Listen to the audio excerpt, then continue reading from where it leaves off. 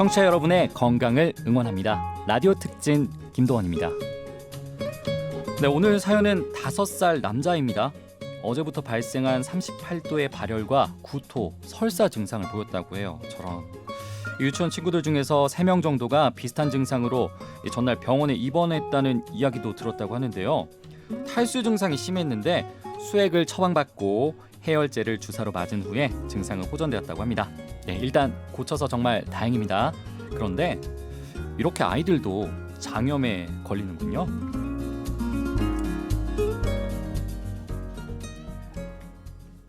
네, 오늘도 라디오 특진의 내과 전문의 김동규 원장님과 함께할게요. 네, 안녕하세요. 안녕하세요.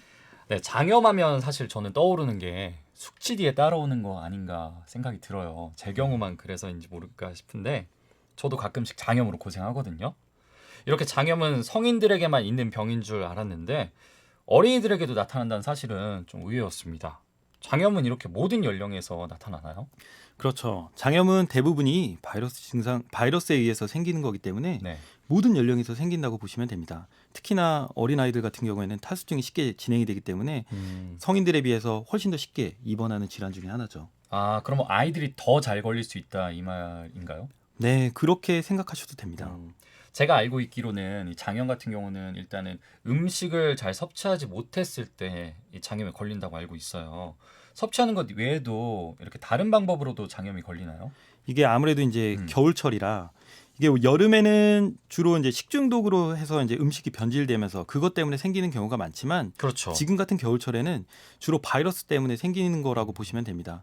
음식물이나 침, 대변 분비물을 통해서 그것 때문에 이제 급격하게 이제 어린이집에서 주로 영유아들 사이에서 집단적으로 발생하게 되는 거죠. 아무래도 이제 성인들에 비해서는 단체 생활하는 아이들이 좀 더 개인 위생 등에 취약해서 쉽게 생기지 않을까 싶습니다.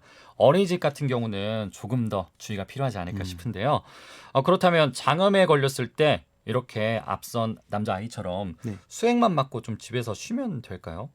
제 생각에는 좀 뭔가 그래도 조심해야 되지 않을까 이런 생각이 드는데 이것만은 하지 말아야 된다.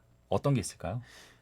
저는 아무래도 주로 식사 조절을 좀 설명을 많이 드리는 편입니다. 그러니까 너무 짜게 먹지 말고 맵게 먹지 말고 기름진 거, 밀가루 음식 이런 것들이 소화불량하고 설사를 더 유발할 수가 있기 때문에 되도록이면 한식 위주로 드시면서 천천히 오래 씹어서 드시라고 주로 권해드리는 편입니다.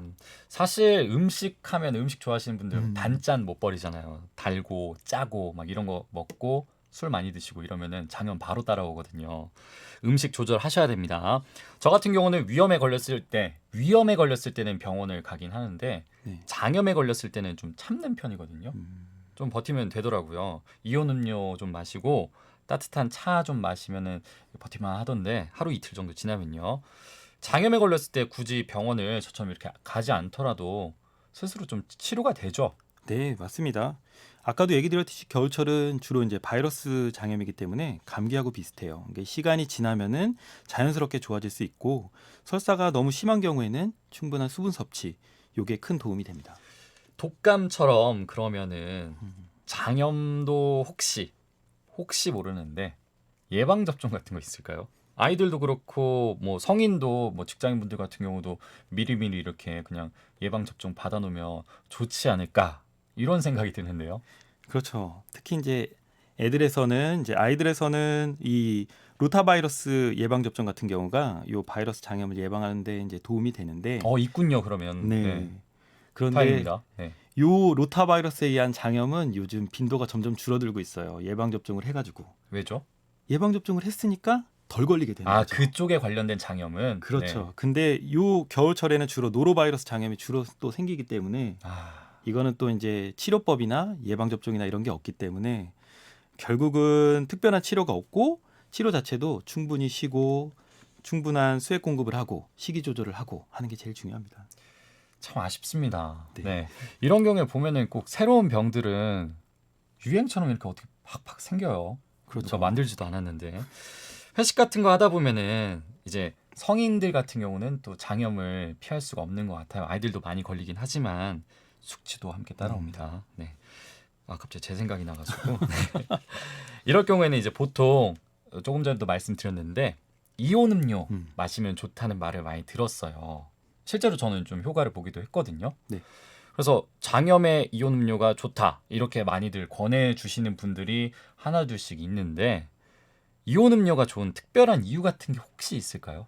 이게 저 같은 경우도 이제 네. 장염 걸리신 분들한테 이제 음. 수액 맞기 전에는 이온 음료 많이 드시라 이제 얘기를 드리기는 하는데 이 장염은 이제 설사하고 이제 토를 하다 보면은 이 전해질 몸에서 전해질이 너무 몸 밖으로 많이 나가기 때문에 요 전해질을 이제 공급해주는 이제 전해질 용액인데 전해질이 어떤 역할을 하는 거예요, 몸에서? 그러니까 나트륨, 뭐 칼륨 이런 것들이 결국 세포에서 꼭 필요한 거고 얘가 이제 세포 안으로 물을 좀 잡아놓는 그런 역할들을 하는 거죠. 근데 이제 이런 전해질들이 이제 계속 불균형이 되고 깨지는 게 이제 장염에서 증상을 악화시키는 건데 그러기 때문에 이 전해질 용액을 이제 우리가 이제 먹는 게 어떻게 보면은 먹는 것만으로 안 되기 때문에 수액을 맞는 건데 요 그렇죠, 그렇죠. 네. 전해질 용액을 우리가 가장 쉽게 접할 수 있는 게 이 이온 음료고 근데 이 이온 음료도 결국은 안에 당분이 많기 때문에 너무 많이 먹게 되면 설사를 할 수도 있습니다. 어떻게 보면은 좀 뭐 양날의 칼 같은 거라고 봐야 되나요? 너무 아. 많이 안 먹을 순 없지만 너무 많이 먹으면 오히려 좀 안 좋다. 그죠? 네. 그러니까 적당량을 안 먹는 것보다는 저는 먹는 게 좋기 때문에 환자들한테는 많이 저는 권하는 편입니다. 그리고 가급적이면 너무 심하면 수액 맞는 게 좋습니다. 이 말씀이시죠? 그렇죠. 알겠습니다. 이렇게 장염에 대해서 오늘 알아봤습니다. 영유아들의 경우에는 개인 위생 관리에 신경 많이 쓰셔야 되고요. 성인의 경우에는 신년회 다 좋지만 너무 자극적인 음식 섭취와 지나친 과음 장염 불러올 수 있습니다. 저처럼 후회하지 마시고요. 즐겁게 즐기시길 바라겠습니다. 지금까지 하늘내과의원 내과 전문의 김동규 원장님과 함께했습니다. 오늘 말씀 고맙습니다. 감사합니다.